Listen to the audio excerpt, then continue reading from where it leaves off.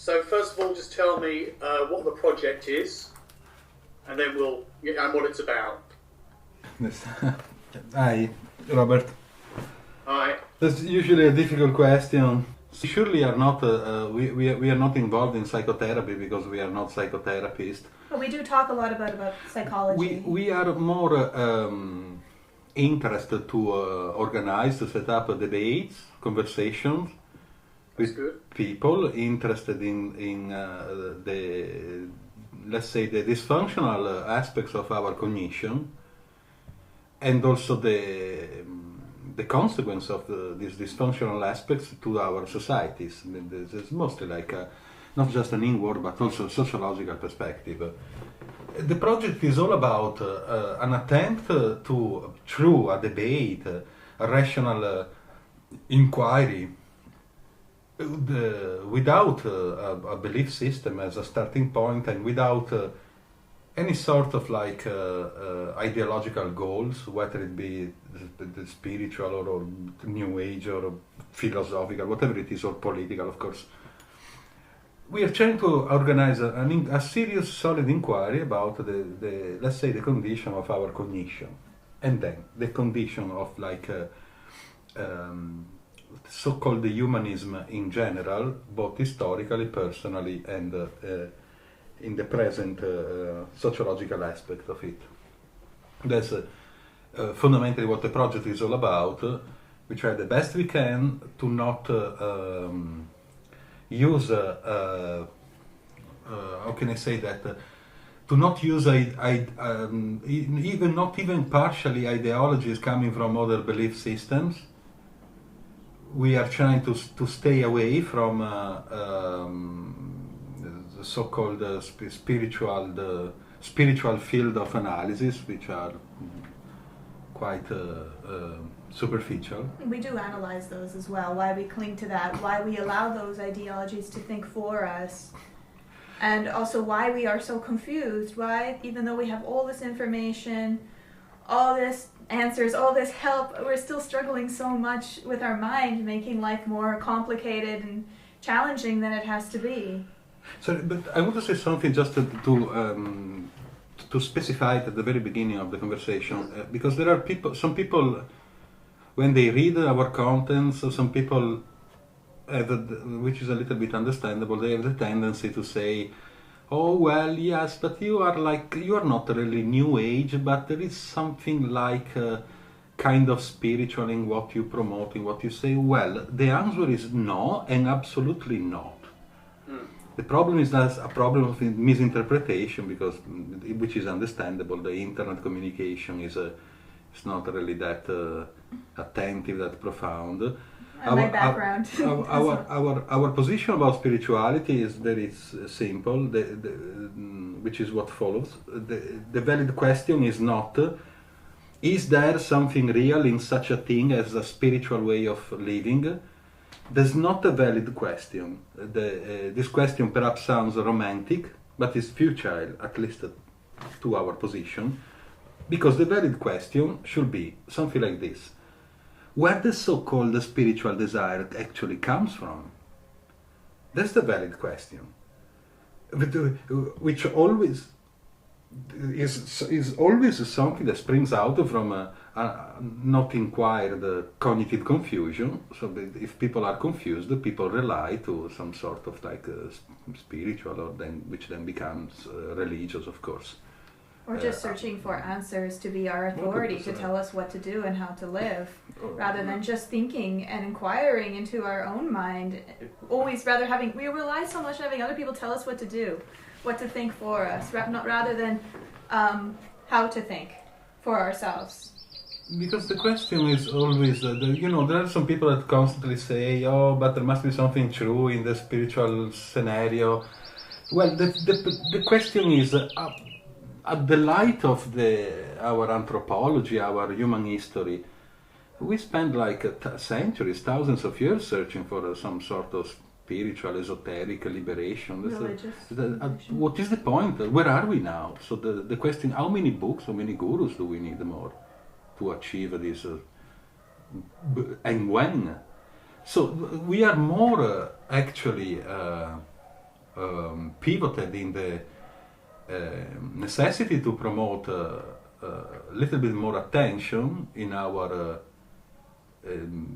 psychological, social problems. I'm not talking about the pathological, the psychopathological problem, because that's the field, that's the medical field. We are not going to touch that field. More from like a humanistic perspective. For example, why the topic of gullibility is not a matter of study at school, not just in the academia, but along the process of education, and not just at school, also in the family, the group, the society. Why don't we study this problem of credulity that which actually I consider it a problem, especially nowadays. We can see what is going on Facebook. Not just on Facebook and the whole internet. I do not have statistics about that, but I think that it's quite obvious that among especially Western people, this phenomenon of gullibility is actually increasing. All the new age and all this sort of stuff. Okay. It's a long. I told you it'd be long to answer the question. Sorry. Try. Well, that's okay. I just wanted to add one part to that, and I'm be quick. Also to inquire in why history keeps repeating itself, and also macro version why ourselves individually keep falling into the same pothole over and over again. I think that's something very important to really investigate into our own individual psychology and the collective of psychology, and that we don't necessarily need to rely on an expert to tell us that to understand our own mind. We can do that on our own, and that's also a big part of the project as well. Yeah. That we should all be experts of our mind. Even when we're very young, we should really have a good grasp and an understanding of how it works, because it's tricky. There's a lot of traps we set ourselves up with in our mind that can lead to all sorts of self-destructive, addicted exploitation patterns. Yeah. Well, two thoughts that come to mind immediately with what you've been discussing. One, the idea of the increase of gullibility. Yes. I mean, how would you quantify that as being an occurring phenomenon? Well, I do think actually that we should also academically seriously quantify this modern phenomenon. By modern, I say that, let's say something in the last 10, 15 years, basically when the internet communication began in a solid way, let's say 10 years ago. Okay. I really don't think that is my personal impression. I really do believe that, but I do not. I would like to build up some data. Yes, some investigation. Statistics. I guess that maybe some academic field already is already doing this kind of work. Yeah. But yeah. I do believe that it's quite obvious that, for example, the explosion of New Age spirituality. You very well know, Robert, with all the people you've come across and the videos you've done. That there is that. People. Although, could it be perhaps argued that the collapse of much of mainstream religion is basically just moving people out of churches? Well, they're not necessarily going towards sane, rational organisations. Yeah, but they're left behind the preachers or the priest, and now they're doing their own thing, or they're getting involved in alternative things and the workshops. And New Age has really benefited, amongst other things. But New Age has benefited from the mainstream becoming less mainstream. Yeah, but I believe it's quite. It's actually very complicated. We have to combine together the secular aspect of Western societies in the last 30, 40 years. We have to combine this, which is a fact, with the explosion of information on the web, for example, pedophilia among priests. Many people left the church because of that. Also, the collapse of the Berlin Wall in 1989 that opened the access of East Europe to the West, and they were all I do not want to say atheists. They were not, I think it's kind of wrong to say that the socialistic bloc was actually structured on atheistic ideals. So it was structured on political ideologies, not really atheistic ideologies. Quite different. We constantly do this mistake to say, oh, but Stalin was an atheist. No, well, Stalin was not really an atheist. Stalin was an idealist person, like a political person, not really an atheist. I do not.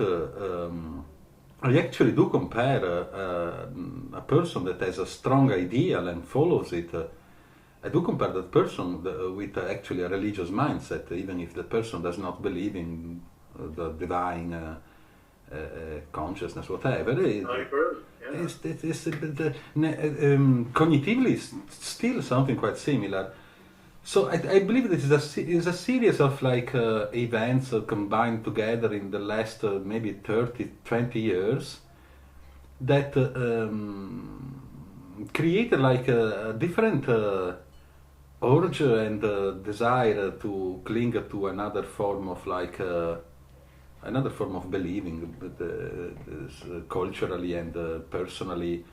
Also, surely the financial crisis of the last now it's almost 10 years surely triggered this desire to hope for not really an end of the world, but an end of this kind of messed up world, through a shift or an ascension or entering another dimension. All the mambo jumbo pseudoscience present in the New Age belief. Or the New Age ascensions is nothing but the New Age version of the Christian rapture. Is basically the same. Pretty much, yeah. Yeah, they talk about Christ consciousness, and it's just mixed together with the quantum leap, all this the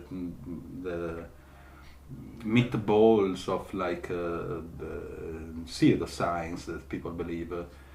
And then, of course, what is important is the explosion of the information on the internet that are nowadays everybody can build up a big blog talking about whatever. Sometimes I see groups on Facebook like Galactic Federation of Light that have over 500,000 members. What's concerning about that is the psychological damage these kind of ideologies are doing to us. I mean, I know very well, being a promoter of spirituality and a speaker of it for about 10 years. Doing quite well, traveling with it and being supported, and just seeing how it decays people's ability to think rationally and become paranoid, and to justify and excuse and even encourage Stockholm Syndrome, exploitation, it's all perfect, divine, meant to be, oh, I just need to send them love, is really, really shocking and disturbing. And I'm surprised that not very many people have spoken out about it, aside from when he came into the atheist community. Now I'm really pleased to see how much they are also going into exposing this as well. But just also so much of the psychology level, I have to say, living in Bali, where it's such a highly spiritual area for people to come. They think it's spiritual area, basically. And a lot of those people go there, Western people, and they go to a workshop, and they end up in a mental institution. The mental institutions in Bali are full of Western people coming there for some existential answer or solution or healing, and it's really, really shocking. And so I've realized, since I was promoting this, I want to now speak out about the dangers of it, as I felt responsible. But you have to. I've been living in Bali for 5 years. That's where we met, actually. Okay. When I came there to do a spiritual workshop, and then he basically kicked my ass about the stuff I was doing. You were saved. Yeah, let's say saved. Yeah, I don't even want to imagine where I would be if I didn't meet him. There are some initiatives in Bali that actually are quite expensive. Like we are talking about thousands of dollars for a few days, 3-4 days. That to us sounds perhaps absolutely ridiculous, but Western people, I mean, take those things quite seriously. We came across things like how to channel whatever we mean by that word, psychically the unicorns. I kid you. Unicorn. Yeah. There's a psychic healing channeling unicorns workshop there. I'm not kidding. It's happening for real. Or how to channel the celestial planets, whatever they are and wherever they are, and whatever we mean by celestial planets. Or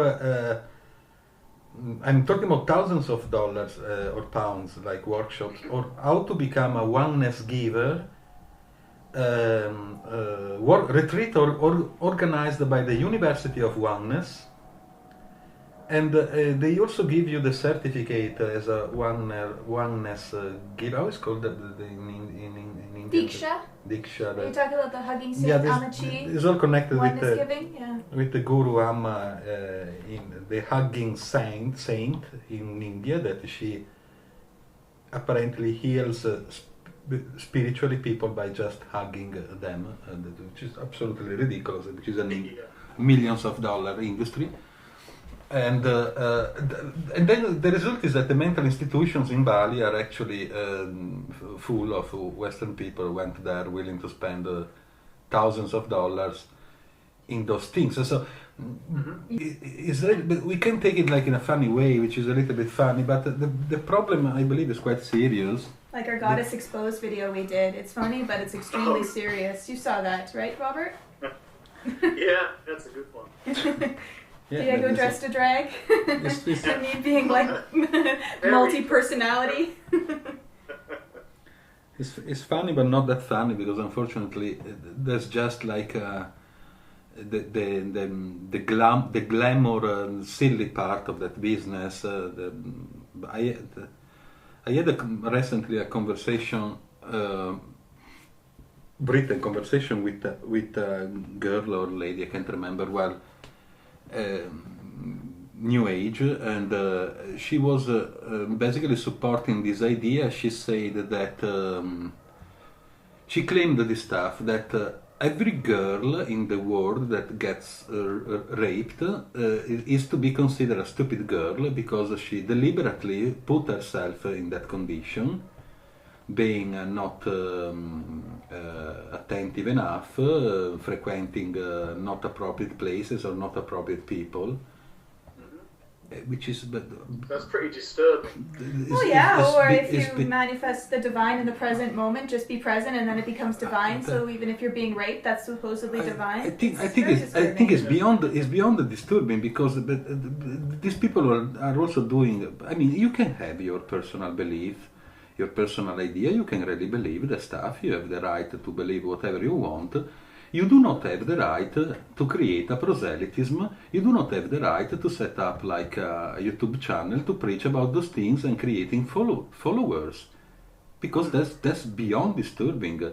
Well, I try to challenge that person, saying, what about those girls or ladies that live in Yemen or in Sudan, and they are forced to... They have no escape, they have to live with their burqa, they are perhaps raped every day by the husband, or not only the husband. Are they stupid? Were they born stupid?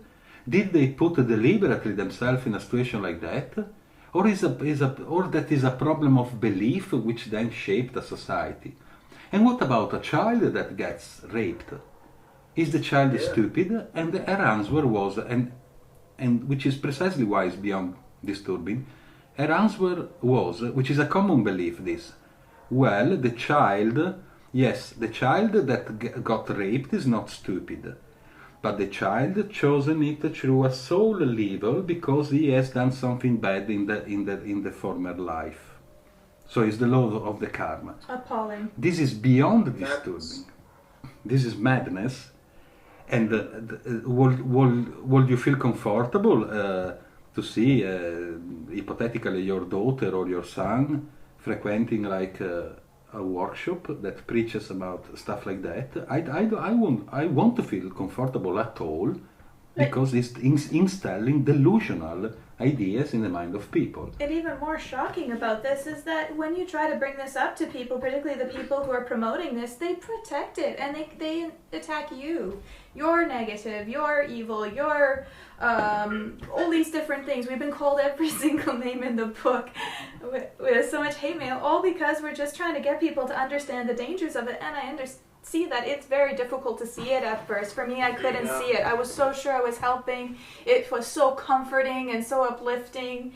And so you really have to dig underneath to really look at the patterns or where it leads to. The problem is people can't see it until later on, until they're in a really big mess. And even then, they still rely on those beliefs to get them through that mess. So, absolutely. So I mean, that's something that it's hard. How do you get people to realize it beforehand, not after when it's too late? For me, it got me into such a big mess that I didn't know how to get out of it, and I really had to investigate, and I was really shocked to see that I got into this mess because of these beliefs, not because of all these other reasons I tried to tell myself to justify it, to allow. So we are constantly encouraging it. It is pretty insane how people don't really deal with their problems. They hide behind beliefs. They create a lot of their real world problems by neglecting so many aspects of their life. And you try to logically, rationally warn a person, look, you're heading off a cliff and you're trying to bring a lot of people with you and making a profit. And you know very well, Robert, what happens when you try to, inform people about this, how they turn on you. Absolutely. I saw only today a leaflet. Are you familiar with the group Falun Gong? Falun Gong practitioners. Yes, I'm familiar with them. They tend to give leaflets out sometimes, and I found some today just thrown in the street, so they must have been giving some out near me. And they're basically saying that people are being killed just for practicing Falun Gong. Yeah, I know. But it's not quite that simple. No. When you look into it. Yeah, it's very complex. It's mostly a lot of political stuff as well. In actual fact, so-called Master Lee, I can't pronounce his full name. That's okay. So I've been told I pronounce it incorrectly. I won't bother. Okay. But basically, he was establishing a kind of, as with any political religious group, a kind of like his own influence. And with that, it was conflicting with the influence of the Communist Party in China. And so when you've got one mafia versus another mafia, they're going to have conflict. And of course, the Chinese government, having the true influence, simply banned the organisation.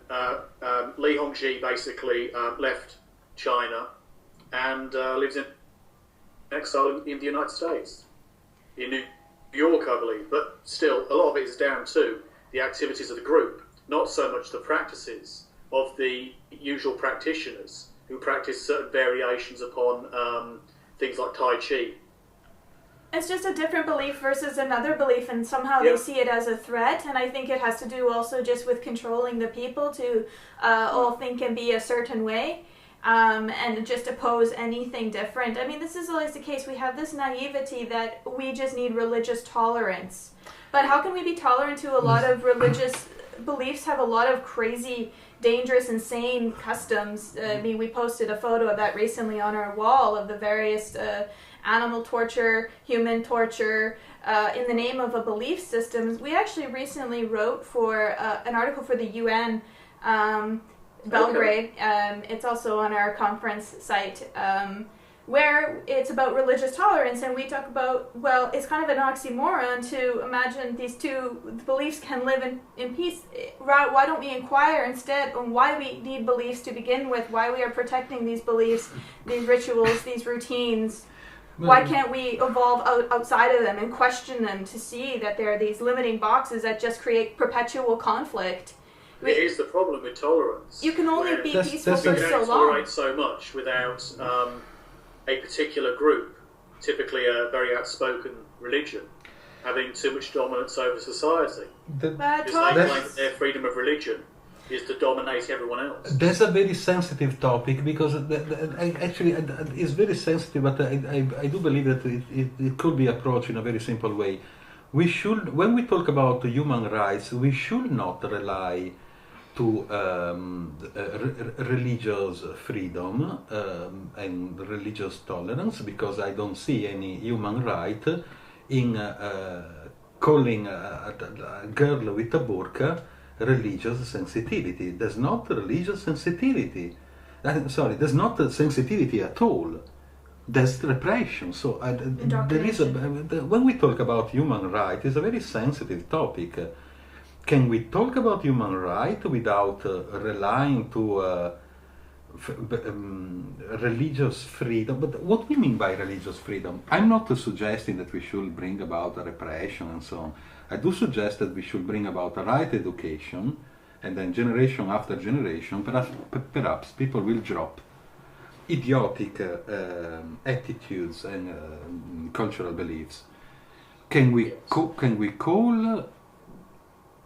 talk about tolerance in terms of religious sensitivity, including not just the accepted macro religions, the Islam and so on, but also a new age mindset could be considered like a form of religiosity. For example, the person that claims that the child is guilty because of the past lives, sorry, but with all due respect of the freedom of speech, and the person has the freedom of speech, not quite the freedom to create followers, believers in this stuff. Can we call this a religious or a spiritual or new age sensitivity? I rather prefer to call it like a serious cognitive and therefore psychological and therefore social problem, because that's what it is. That's precisely what it is. It certainly can create problems. I wouldn't disagree there.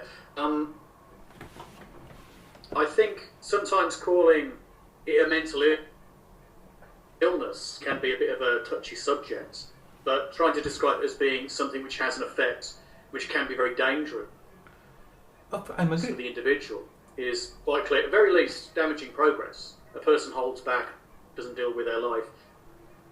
In extreme cases, that can lead people to waste their lives or even take lives. Yes, that's what happened all along the history of mankind, regardless of the geographic area, the religiosity. But I'm sorry, I have the right to believe that the divine creator is Donald Duck and he actually made me. I have the right, if I want to be crazy, I have the right to be like that. I do not have the right. The problem is that if imagine that you were the only person in the world believing in a man that supposedly lived 2,000 years ago, capable to walk on the surface of the lake, capable to multiply the fishes and the breads, all the other miracles. Imagine that you were the only person believing in this stuff. Everybody else will call it insane. They will hospitalize you. And then when we have but religion is a matter of number. When the number is enough, like thousands of people and then millions, this becomes something accepted. And that's the problem, because it's still a form of mental illness. There is no difference. The problem is that it becomes accepted. Then we call there's the Muslim child, there's a Christian child, there's a Buddhist child, and there's a spiritual child. Well, there is no such a thing as a Muslim or a Christian or a Buddhist or a spiritual child or a crystal child. there is a child that grew up in a Muslim environment and went through like a Christian indoctrination and the spiritual mindset and so on. in Bali I came across like parents that they had like 2, 3, 4 years old children, and they wanted their children to practice meditation. At 2 years old, you practice meditation. You don't even know what you are doing. Or colonics, the practice of colonics to purify the body. You know what colonics is all about? Yeah, sure. Yeah, I know what you mean. 2 years old, every week. Madness, I mean, you can understand, okay, having a child understand how to be quiet and to perhaps reflect upon things, to consider things. A bit of contemplation. Probably not a bad thing. But the points in, like, say, meditating for hours or getting colonic irrigation, what the fuck? Or vegan, 2 years old vegan. I don't quite think that this is quite appropriate. Now, I'm not a nutritionalist, but I do believe that a 2, 3 years old child following a vegan diet, maybe I'm not a doctor and I have no expertise about that, but I don't think that is quite appropriate. Or I saw an article where a cat almost died because the owner was giving it a vegan diet. Oh, for God's sake. Well, I saw an article in which like the daughter of a family died, actually in Brittany, 5 years ago, because the daughter was like 3 years old, was following like a strict vegan diet, the drinking spirulina and plus all a bunch of like conspiracy stuff behind.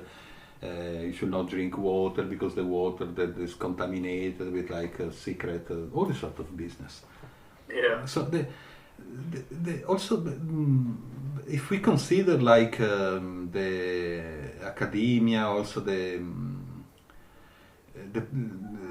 psychological, sociological studies, or including the atheist community worldwide, people like Richard Dawkins and so on, I don't think that is just my impression, but I have to say that it seems that what is going on is a serious under-evaluation of what is actually going on with this New Age stuff.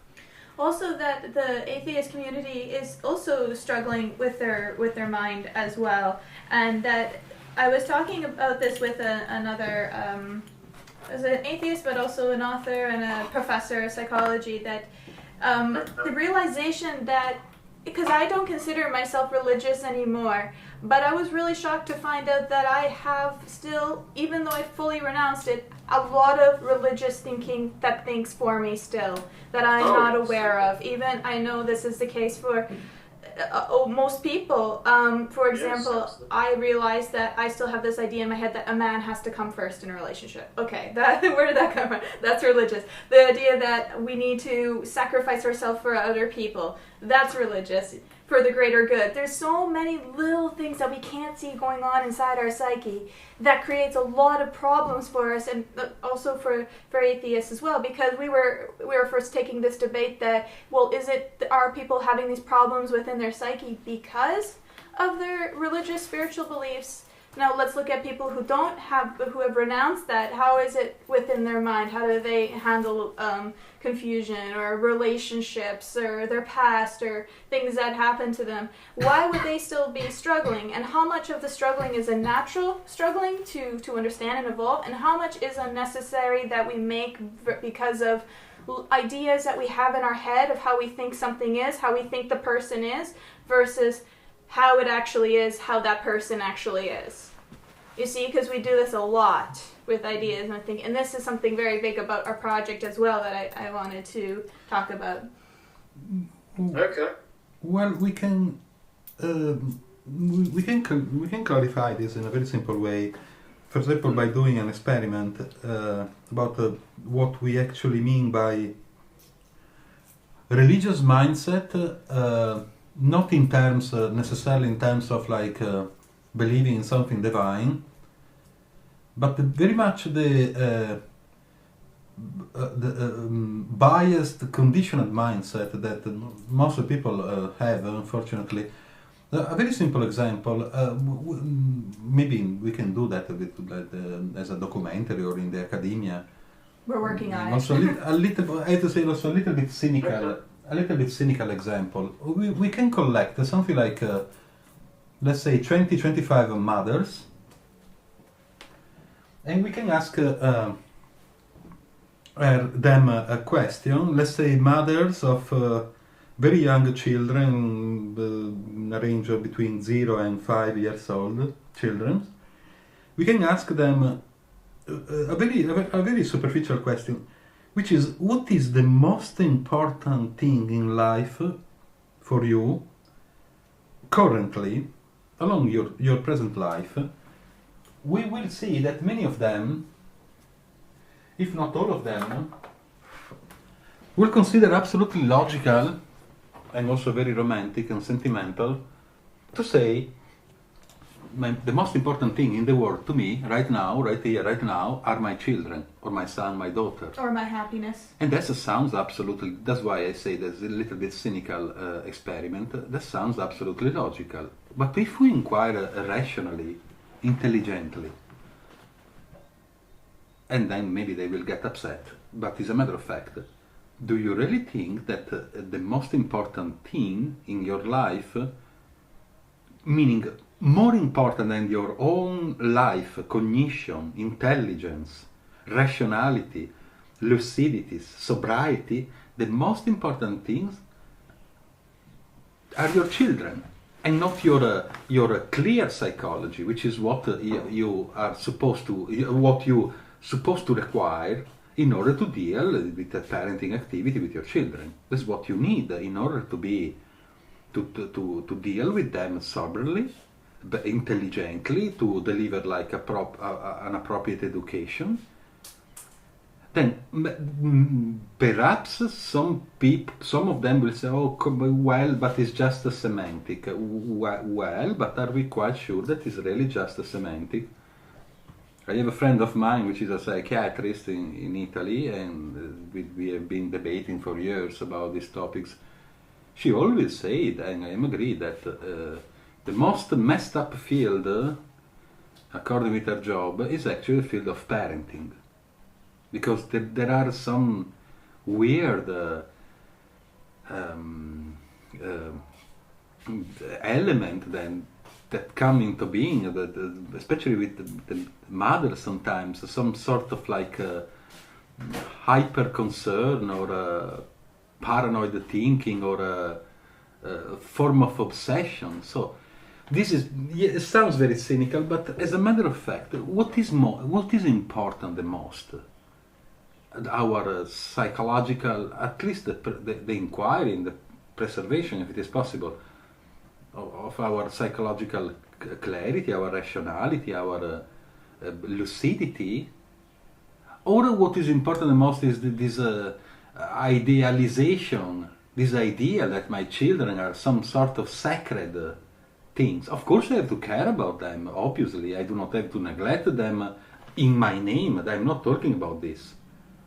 But if I am a little bit confused, messed up, and I have no inquiry whatsoever about my personal dysfunctional cognitive activities, how can I possibly deal properly with the children? That's the, you know, a mother that is new age will say that my children are the most important thing, but that mother does not acknowledge the fact that she is educating the children perhaps through the most gullible and incredibly defective ideologies. Seeing the child through a picture rather than the person, the mind that the child is. I mean, this is a common thing that happens regardless if a person is a believer or not. It's very annoying to deal with someone who sees you as their idea versus what you actually are, and is constantly, treating you through this idea. Or these ideas that, well, the most important thing is our happiness. Well, that sounds logical, but what about all the things that we compromise ourselves with because of this happiness rather than being aware of our intelligence and attentiveness?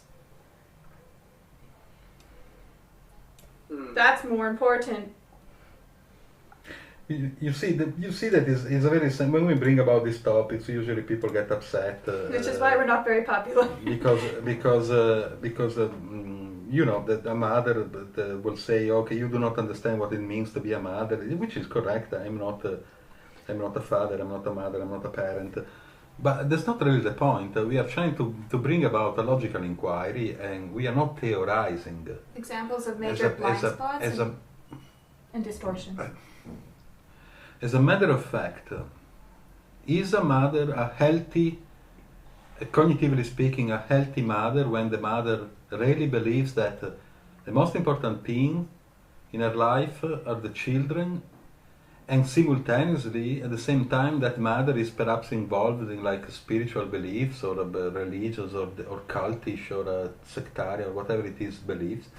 I mean, objectively, we cannot say that what is actually taking place there is a healthy relationship between parents and children, and that's indisputable. Is not a theory. But that's conditioning from society mostly as well. This idea of who you should be, how you should be. What we are not promoting like what a person should do. You should like do this, do that. No, we are promoting questioning, not answers. We have been educated to rely mostly to the answers, whether they are spiritual, or philosophical, idealistic, political, religious, whatever they are. And we are not quite much capable to remain with the question, analyzing the question. So there is a problem there. There is obviously a problem. Maybe not now, but in the future, there will be a problem. The child will grow up like delusional, perhaps. And we're about damage prevention. So, how can we address this? Obviously, it's a matter of education. Like, what will happen if the mother would actually realize that the sobriety of her cognition is actually the most important thing, because the education of the child depends on it. Inexorably, the child cannot possibly self-educate himself or herself. Okay. So we're talking about the knock-on effect. Sorry? We're talking about the knock-on effect of the mother who isn't really dealing with things properly, might have weird beliefs, might well pass it on to the child, and that can cause greater psychological problems. Yeah. So the continual process of passing on, well, bullshit, isn't healthy, simply put. Yeah, and not only that, because usually when we talk about these things, we usually face this approach. People will say, well, tell me what is wrong if a priest or a monk or an imam, okay, or a sincere spiritual preacher that is not a scammer, really believes in what he or she preaches. What is wrong if that person preaches what he preaches, and that person is a very cool person, very polite, very kind, very compassionate, very gentle, a wonderful person, but maybe for real. That person preaches about the law of attraction or whatever it is, but that person is a really, sincerely, objectively a cool person. You will love to stay to join that person. Usually people cling to this the counter challenge.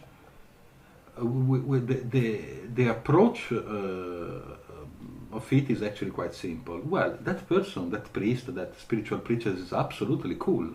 I do not deny that. It's very much a nice person. But he's preaching something. How can you guarantee that the next generation of preachers, meaning the followers is creating and nourishing right now with those particular beliefs, what makes you think that the next generation of inherent in that particular ideology will be that kind?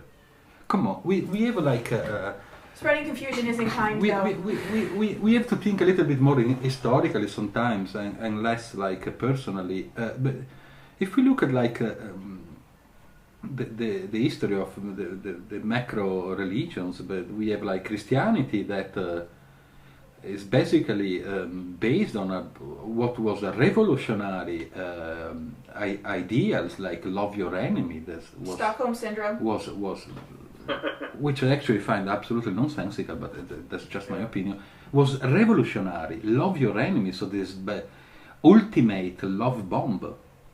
But for some reason it became the Holy Inquisition, or the Crusaders, or the evangelization of the North, the South and the North America that killed them, so many people, or all the religious wars. The Pope long ago was actually a king that was like they used to go in the battlefield killing people. So love your enemy became like an expertise in how to torture people. Holy Inquisition. We know what happened there if we know a little bit the old and modern history. Islam, the word means peace. That's what the word means. And the Buddhism, which is not really that insane, but we Western people we have a very like strange and glamour and superficial knowledge of what the Buddhism actually is. We think that they have no hell, they have no heaven. They actually do have the hell and the heaven, which is actually even more sophisticated than the Christian hell, and a little bit crazy. But the Buddhism became like thousands of like golden statues of the fat guy all over the world, and became like this indoctrination in which you have to live in this kind of military way, no hair, orange tunic, like doing ritualistically, encasing their life in a ritual, mechanically your mantra every day. So, but what was that? Why people do not observe what is really all about? We're looking for solutions without understanding the problem. If we were to understand the problem, then the solutions would probably go away and the problem would decrease significantly. But instead, all these blind solutions we keep clinging to, maybe this, maybe that, just amplifies the problem, making it worse than it was before. That's what we're witnessing. Depending on what do you consider to be the problem? Well, if there is the problem, or is the problem the idea that we have the problem? And so by doing that, we have a self-fulfilling prophecy in a way, where we say we have all these problems, and here's the cure, and that's how people get hooked on. Yeah. Well, wishful thinking. Yeah. No, that's. Well, let's make it simple, even if it is not simple at all. We have technical problems that we cannot quite avoid it, like the diseases, the natural disaster. Mm-hmm. Now the climate changes and the predators, the poisonous stuff, whatever. And through attentiveness and science, we can progressively try to not really control, but decrease at least those problems. Yes. Then we have cognitive, psychological, therefore sociological, cultural, political, ideological problems. Now, is the moment I invent or I just rely, that which is what most people do, to a particular ideal or a particular mindset or a particular belief, the problem is automatically there because I separate myself from the rest of the psychological reality and the rest of the world. And this is not philosophy, it's a matter of fact. If I, there is a big deal of talking about religious reconciliation, which is also, by the way, the conference for the United States. United Nations. United States, which is an oxymoron, for united in separation. United Nations we had in Belgrade, and I wrote an article there saying, but I'm sorry guys, wait a minute. With all due respect, but I find it quite nonsensical to talk about religious reconciliation. What do we mean by that? That we build up a mosque there and a church here and we put the blue helmets in the middle and then let's see how long it's going to last? Is that what we are talking about? Or perhaps we should talk about the very cognitive and therefore social structure of belief. Well, I mean, are existential beliefs really necessary to evolve, to bring about like a little bit more healthy civilization? Are really beliefs necessary, existential beliefs, necessary to evolve, to be more, to become more humanistically speaking, rational, therefore peaceful, and also more productive? I'm not talking about financially productive, more but the evolution of technology, everything. So that's the major point. Since we were not born with belief system, the question is, why are we not, rather than talking about religious sensitivity, which is a little bit futile, come on guys, why are we not talking, and not just in the academia, but also as a personal analysis, about what are my beliefs? No, okay, well, I'm an atheist. I'm not religious. It doesn't quite.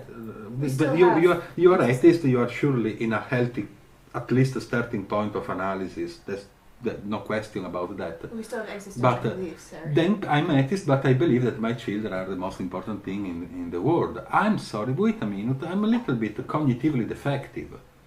My brain is the most important thing. I'm not being selfish if I claim something like that, because it's a matter of fact. If my brain is defective, how could my relationship with my children, with my partner, with my community is defective as well? That's obvious. If I'm confused and I have no interest to analyze my confusion, whatever that thinks in terms of confusion can only think in terms of confusion. And then, of course, the solution, maybe we need a particular meditation, or we need some people nowadays say, are you confused? Yes. Are you depressed? Yes. Are you struggling? Are you lonely? Yes. Okay, don't worry about it. They are just the symptoms of the ascension to come. So wow, that's ridiculous. So the problem is our interpretation of the problem and our interpretation of the solution. To answer your question in short. Well, okay. To say something very, very, very, that sounds very superficial, when we have like a existential, let's say humanistic problem, cognitive problem, we automatically rely to the necessity of finding out a solution, which sounds absolutely logical. The problem is that did I understand the problem completely? If I have a problem of boredom, the solution is I have to go to the disc, or I have to smoke some ganja, or I have to rely to the Battle of Jack Daniels, or I have to watch a bunch of spiritual videos. But the following day, the boredom, when it comes again, is not understood. So can I understand the problem first of all? So we're no longer a victim If I'm driving a car, I'm having a problem, there's smoke coming out from whatever it is, am I not willing to stop the car and check what is going on? Or I go on? Or will I go on? Then having like an exponential increasing of the problem. So we wouldn't do that with a car, so why would we do that with our psyche? Because we do it constantly with our psyche. So that sounds very like the rhetorical, but is actually is not rhetorical at all. It's actually a matter of fact. We were talking also about atheism with a professor psychologist, that atheist. 1 week ago, I asked him a question. The question was, do you believe, do you think that many atheists actually became atheists not really because they completely realized the absurdity of believing in the invisible man living in the sky, but because they just were no longer comfortable with their former religiosity, and they just wanted to join another identitarian mindset? And he said that yes, which I absolutely agree. Also he said that he's not quite comfortable with that word atheist, because it implies automatically a form of category in some way, which is correct. It's like a label of someone who doesn't believe in the spaghetti god. It's kind of a ridiculous But I mean, labels can act as a tool as well, as long as we don't let them become an identity to think for us.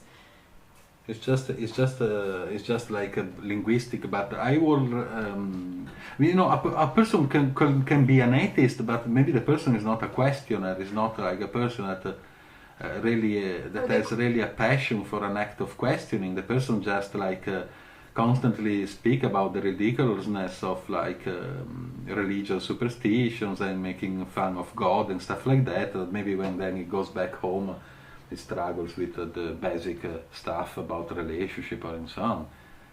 So questioning in one thing, but not questioning another area that's more crucial. Let's say this: are we just atheists, or are we also willing to question radically, rationally, intelligently? Why do we have this problem of credulity?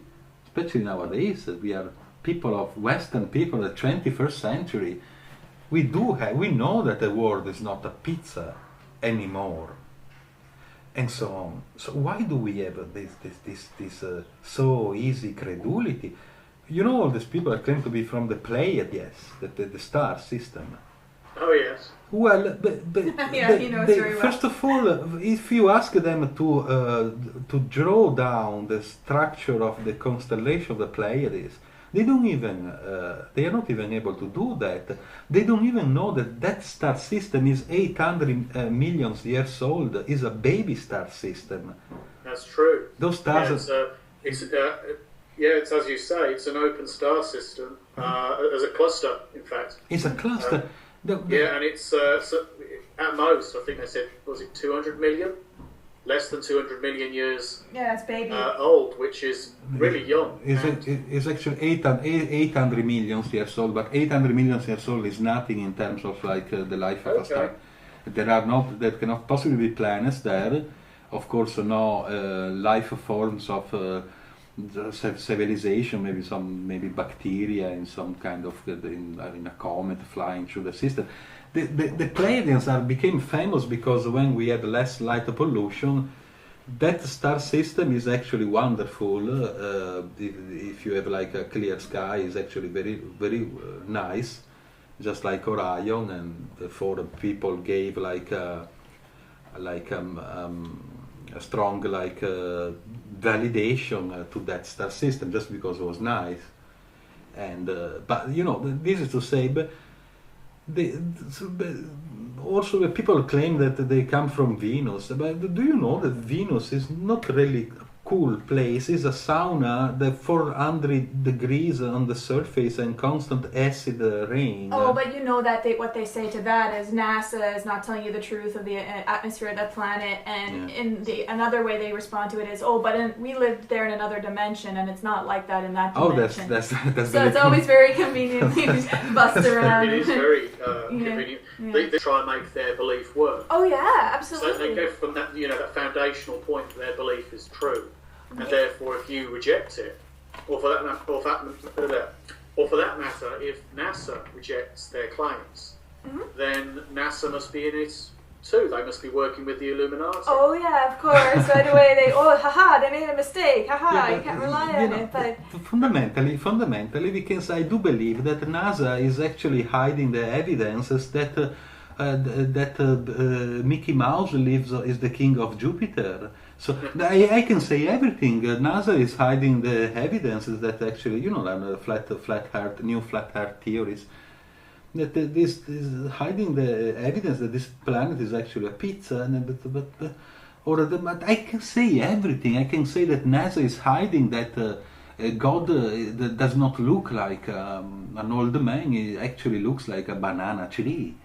And but whatever is convenient to me.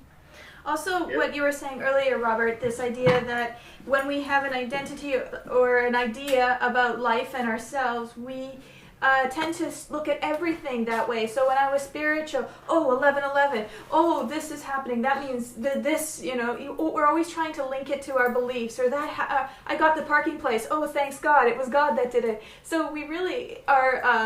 The way we decode reality through this belief system creates this major filtering.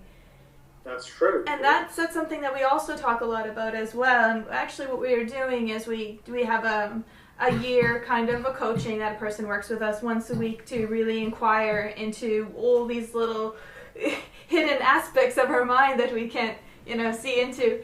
And we're also wanting to work with the academia field. We want to discuss, but why would we came to believe in those? Why a person says, "I love the Bible"? Have you ever read that book?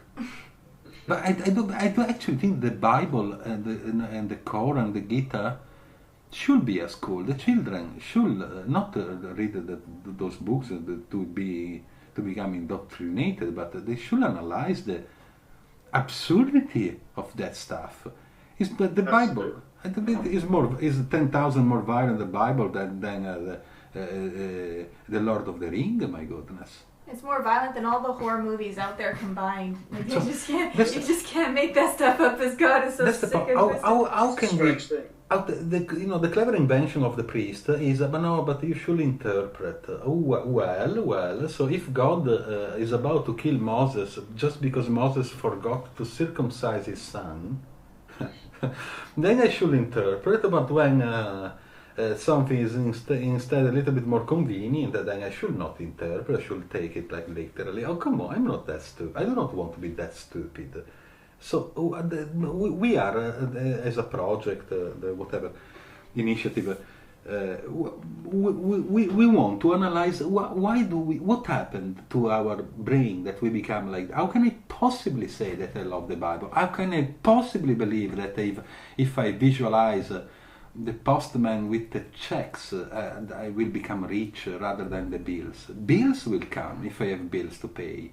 How can I, Deepak Chopra style, how can I possibly believe that an atom has consciousness? Brains have consciousness. Of course atoms shape brains, but brains has consciousness, not a piece of shit in my toilet that has not consciousness. Why do we not necessarily believe, but why do we find romantic or fascinating those things that they are beyond credulity? They are really deleterious, I have to say. And so what happens to our brain that we realize? Why irrationality has been, and it is always more alluring that logical thinking? Can we have a passion of thinking logically? Or is that necessarily a problem? Because some people believe that if I think logically, I become like a kind of robot, like a cold atheist logic. Well, no more. Well, can I be emotionally logical? I don't see why not. I think we're supposed to be. We're meant to be. I'm not saying that we do not natural intelligence. I'm not saying that we do not have to cry when we want to cry, all this sort of stuff. But can we? I'm sorry. If I have a crush for someone, do I really have to become kind of psychotic, doing the most silly things, or can I experience my, call it crush, whatever it is, in a little bit more logical and also passionate way? Passionate, I mean, with the passion for logic and reason. Or should I just go on and then I get married after 1 week? That after 1 month we already start fighting. Then after 2 months we are already divorced, and then we get depressed. We struggle. Oh, come on, my gosh! Discuss, debate, investigate. I think this should be something that we really should have in our schools. Then perhaps I have to move to India because for some strange mystery.